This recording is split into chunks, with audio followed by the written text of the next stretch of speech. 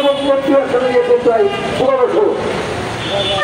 আমাদের অবসর সুবিধা কল্যাণ ট্রাস্টের জন্য 2,000 টাকা বল দিয়েছেন।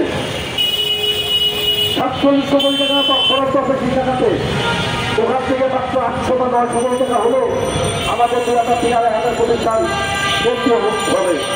আমরা আজকের এই সাংবাদিকদের মাধ্যমে সরকার বাজুলকে অবহিত করতে চাই, আমাদের সাথে যে কালীগঞ্জ এটা জেলের বাজার জেলে আপনাদের ওয়াদা দিয়েছিলেন সেই ওয়াদা বলবৎ করেছেন। আপনাদেরকে আমরা তিরস্কার করতে চাই না।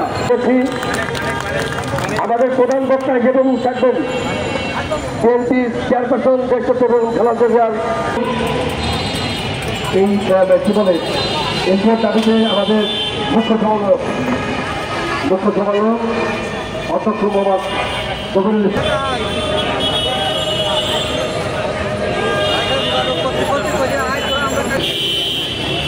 ইসলামের লক্ষ্যে উপস্থিত হয়েছেন আমাদের প্রধান সম্পাদক বিধান ভাই, বাবুল ভাই, বরগুনা বাবুল ভাই,